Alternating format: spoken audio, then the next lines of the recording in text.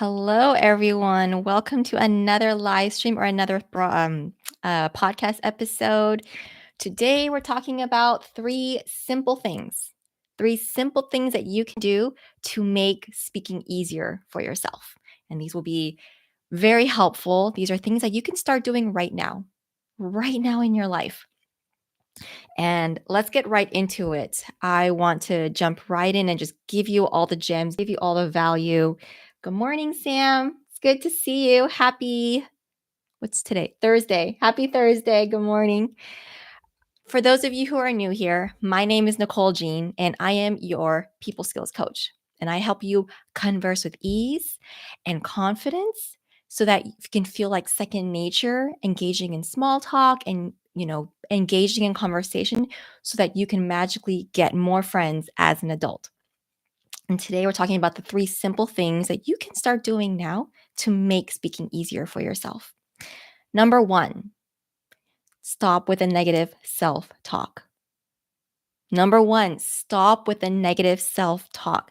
Did you know that the average person speaks at 100 words per minute when speaking out loud to other people? Like right now, when I'm speaking to you, the rate that I'm speaking, it's about 100 words per minute. However, when it comes to self talk, when it comes to that internal dialogue where you're talking to yourself in your thoughts, the average person speaks 1,000 words per minute.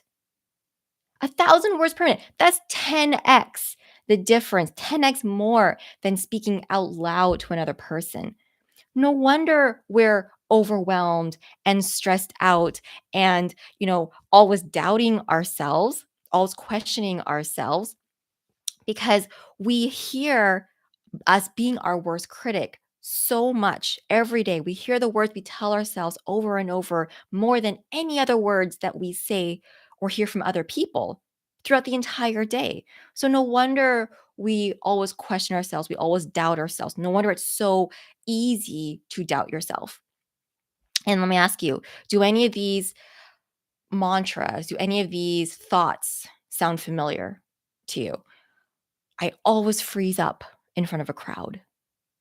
I always say the wrong things. Just thinking about engaging in small talk makes me sick to my stomach. Everything always ends up the same way every time. No one will like me. I'm just not as confident as other people. And of course, these negative things you tell yourself, you would never tell your best friend. You would never tell people out loud publicly to your best friend, to your group of friends. But why do we say these things to ourselves? Why don't we treat ourselves like we would treat our best friend? Why is that? And, for the majority of people, it's really hard to avoid negative self talk. Even me, I'll admit, I still catch myself in the negative self talk. It's so easy to slip into that slippery slope. Maybe negative self talk is really to help protect you. Maybe it's to justify yourself for staying in so that you're not putting yourself out there and meeting people and being uncomfortable. Maybe it's comforting to say these things to yourself so that you can justify staying in your comfort zone. But what most people don't see is that negative self talk steals from you. That is the biggest thing negative self talk does is it steals from you.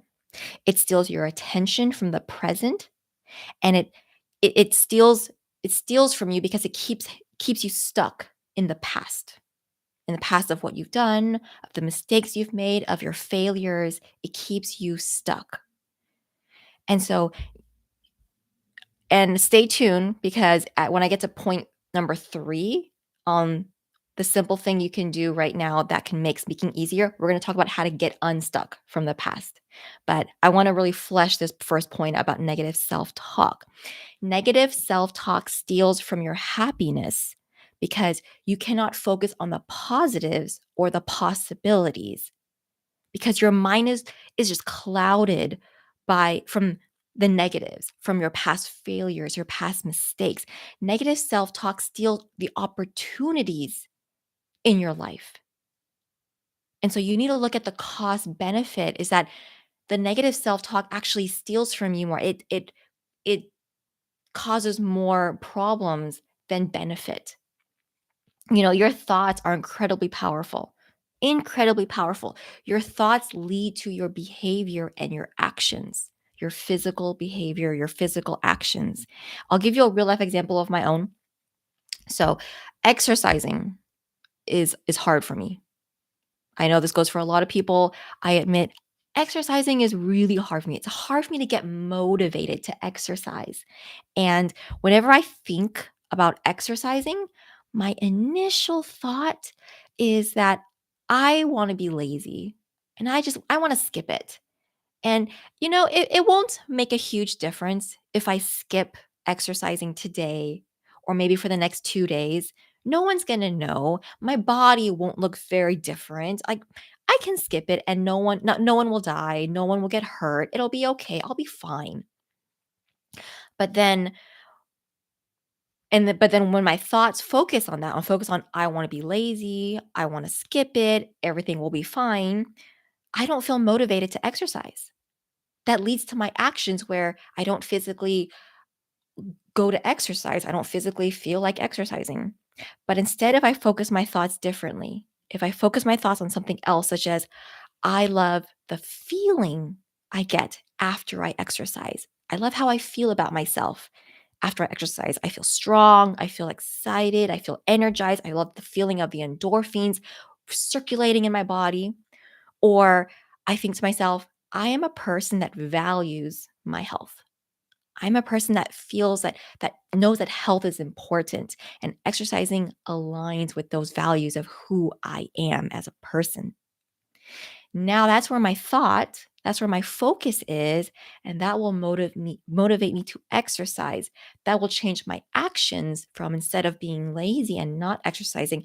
Now I feel excited to exercise. I am more likely to exercise. The possibility of me exercising is now went from possible to probable. And so your thoughts lead to actions. Your actions and your habits, you create actions, you create habits.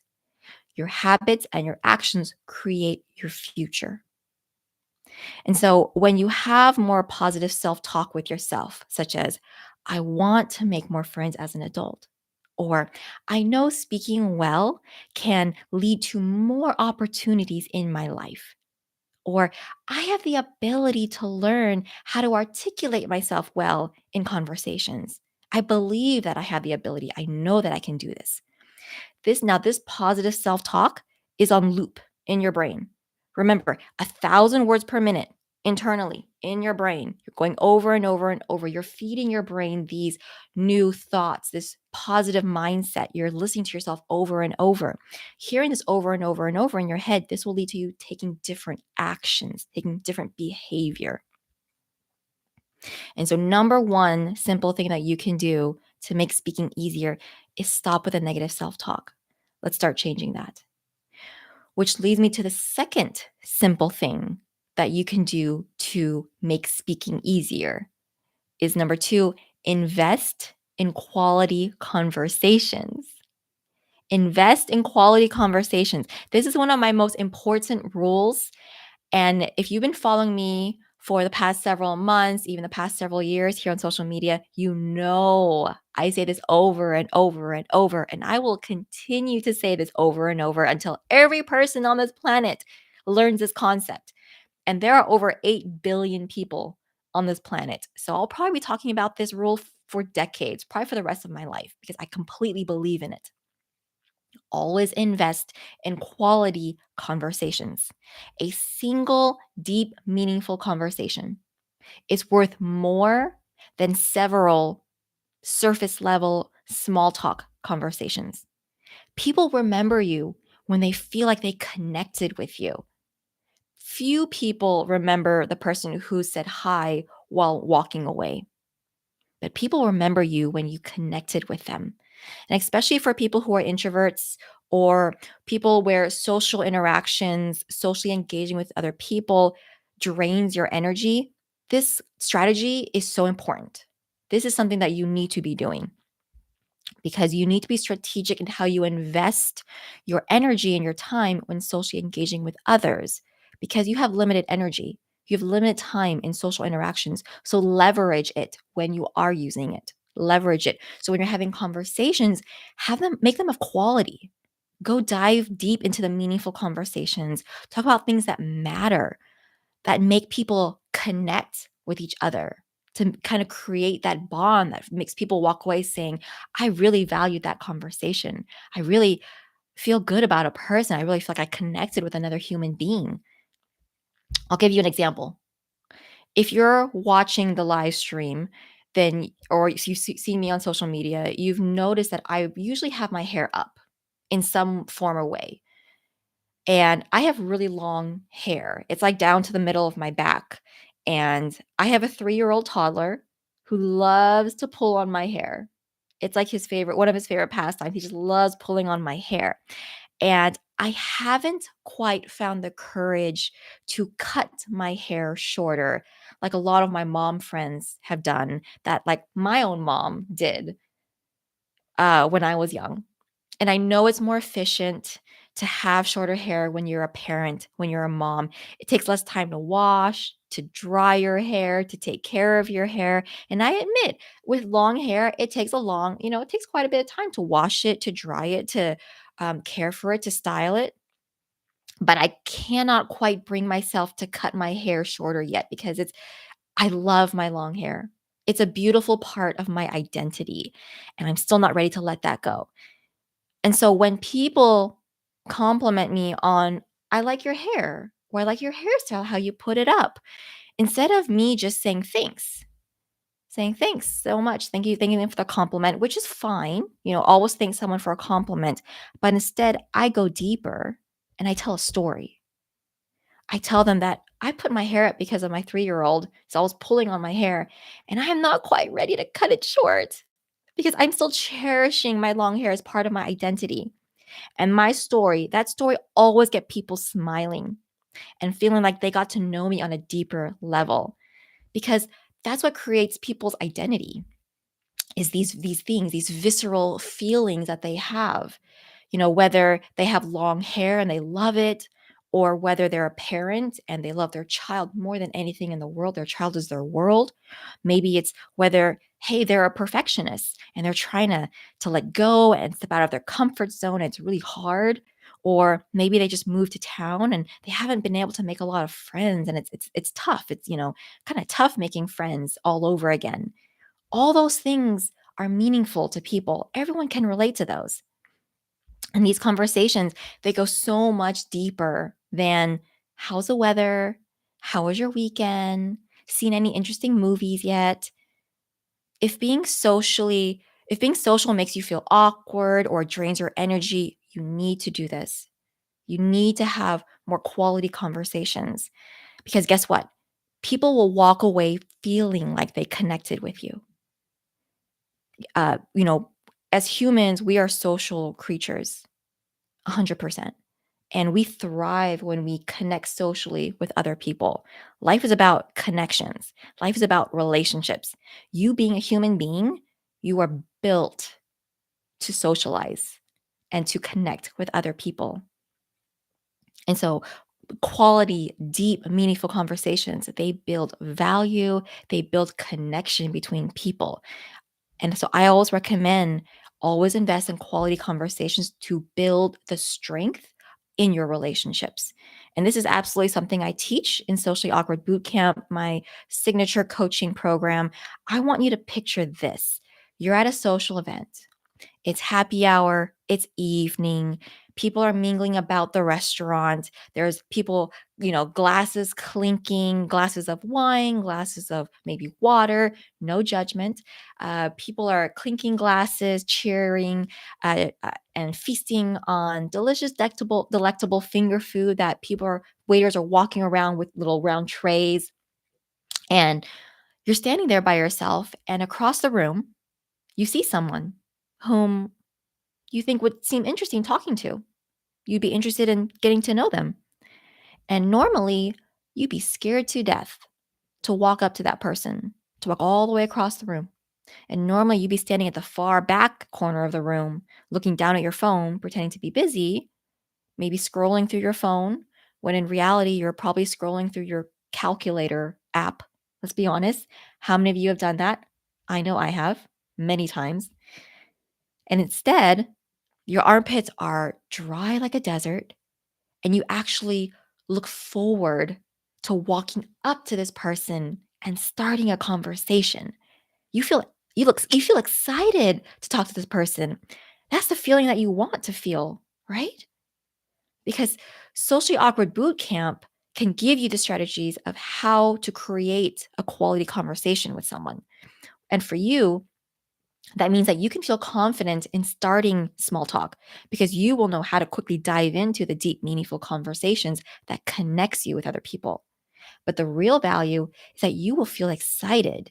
No. You will feel enthusiastic to walk up to someone, to open your mouth and start speaking words confidently. Did you know that studies demonstrate that small talk is responsible for nearly 1/3 of all of our speech, our entire lifetime? 1/3 of your entire life talking is spent in small talk? That's a lot. That's a third of your life. That's a lot of opportunity to connect with other people, to learn about other people, to make more friends. And so, if you're hiding because you dread small talk and don't know how to transform it into the deep, meaningful conversations, don't know how to dive in from the small talk to the deep, meaningful conversations, you are missing on so much opportunity right in front of you on a silver platter, right in front of you. So, how do we even start? How do we even start doing that? How do we start having quality conversations? How do we even start being good at carrying a conversation? And that leads me to point number 3 that you can do number 3 simple thing that you can do that can make speaking easier, and that is always strive to be 1% better in your conversations. Always strive to be 1% better in your conversations. Every time you carry a conversation, I want you to think to yourself, how can I be 1% better next time? Just like when you're learning to play a sport, let's say tennis, for example. Tennis is a hard sport. I'm not a good tennis player.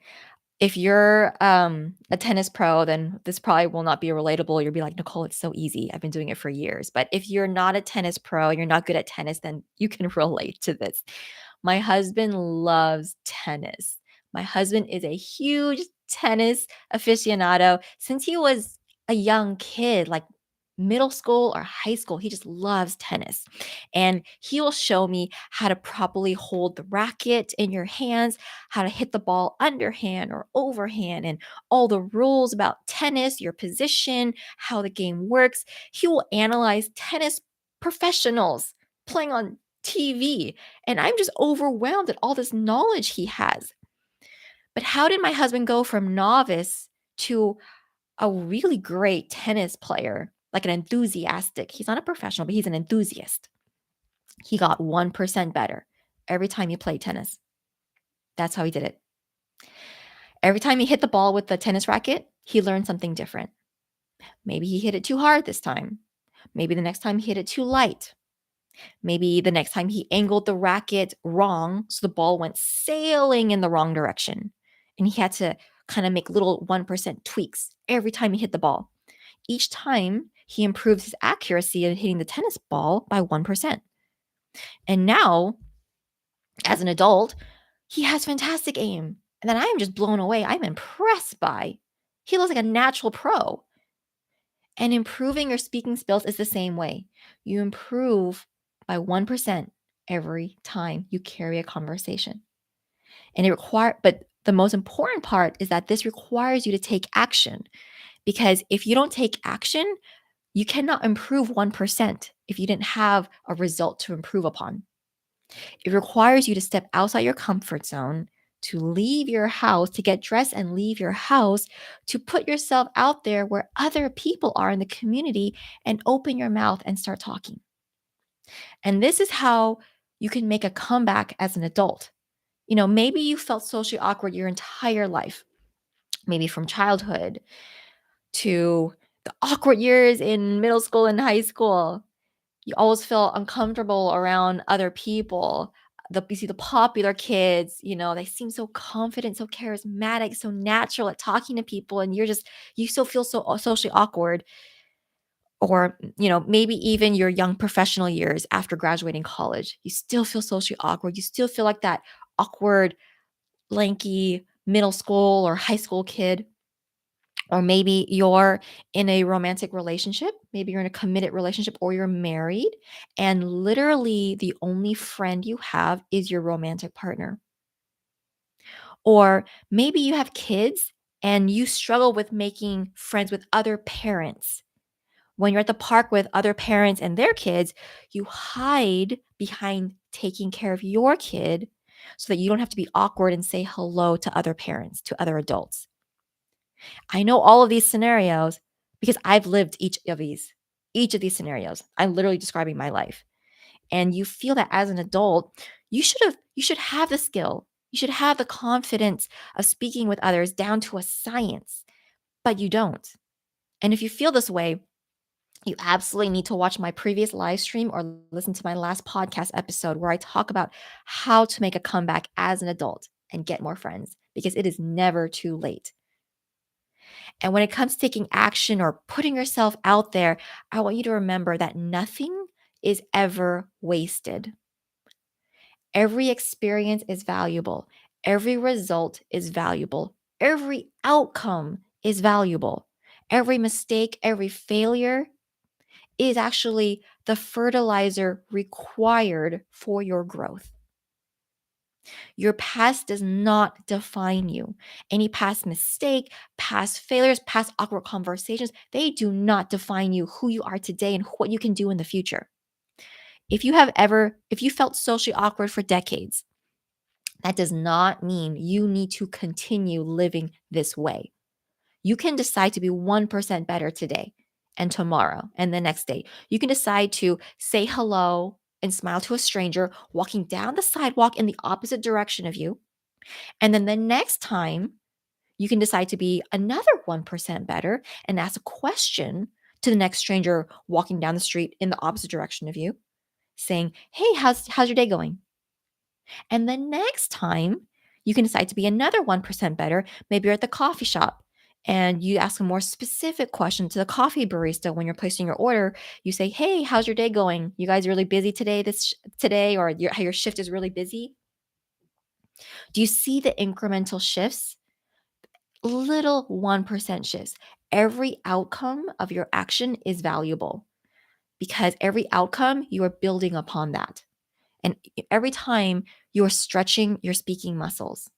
Your voice, your speaking voice is a muscle, just like doing squats, just like lifting, doing bicep curls. And how do we strengthen a muscle? By exercising it, by giving reps. And with every rep, our muscles get stronger. And with every rep, you improve by 1%. And that is how you speak better. And so I hope this was helpful. Please send me a DM on Instagram. What was your biggest takeaway? I would love to know. Was it number one, that stop with a negative self talk, change the way you talk to yourself? Or was it number two, invest in quality conversations? Or was it number three, of always strive to be 1% better every time you carry a conversation?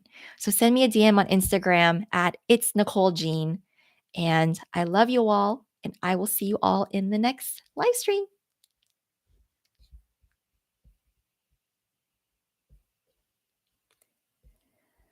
All right. We finished the podcast recording. Thanks to everyone who came in this morning. I know it's a bit early recording this. We're recording this at 6 a.m. Pacific time. I just woke up an hour ago. Sam came in. Louise Abeltron. Hey, everyone. Thanks for coming in. I appreciate you spending your time with me this morning. I always enjoy seeing some faces pop up, and it gets me excited seeing people live. I don't see anyone on the YouTube live stream, and I don't see any questions either on YouTube or the Instagram. So I guess we'll just end the live stream here. Of course, if you ever come to my live streams live, ask your questions. I would love to give you some free coaching. I want to make sure your time spent with me is incredibly valuable. That's how much I love you and I appreciate you. I will see you all in the next week's live stream or on social media, and I'll see you soon. Bye, everyone.